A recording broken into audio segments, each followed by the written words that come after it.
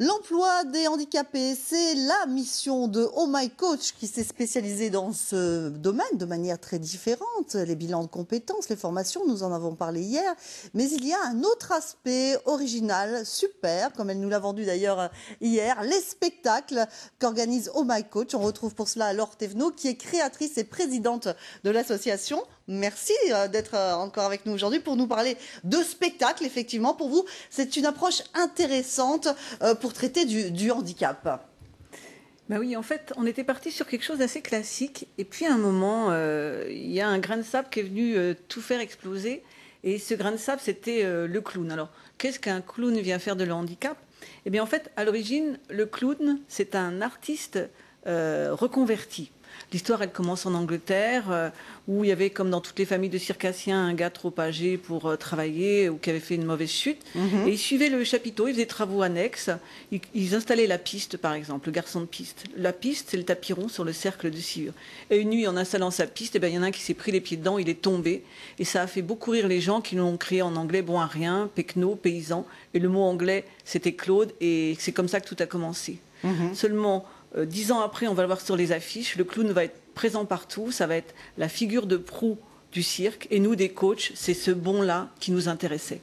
Alors, vous organisez donc une tournée théâtrale, Embarquez-les, voilà, c'est son nom. De quoi s'agit-il exactement? Alors, en fait, c'est un spectacle de sensibilisation au handicap où on apprend beaucoup. On parle du handicap caché, du non-dit, de l'image du handicap dans la société, de l'origine des lois, de la loi de 2005. On parle d'adaptation de poste. Mais en même temps, c'est irrésistible parce que c'est drôle, c'est pétillant, c'est plein d'humour, c'est plein d'émotions. Et on l'a vraiment écrit pour deux raisons. Pour donner envie aux entreprises d'embarquer avec elles des personnes handicapées, et aussi pour tous ceux qui sont dans l'entreprise et qui ont choisi de ne pas révéler leur handicap pour qu'ils commencent une réflexion de fond. Donc sur un temps court, 50 minutes, eh bien, on a vraiment une action de sensibilisation très efficace. Qui sont les acteurs? Vous êtes moi, deux. Ah oui. Et mon collègue Jean-Valérie Artaud, et puis notre régisseur Son et Lumière. D'accord, il y a aussi du théâtre interactif. Oui, alors ça s'appelle du théâtre forum. C'est une formule qui est née au Brésil sous l'action d'un homme qui s'appelait Augusto Boal. Donc à ce moment-là, on construit pour une entreprise un spectacle sur mesure de 20 minutes qui raconte vraiment leur histoire, leur manager face au handicap.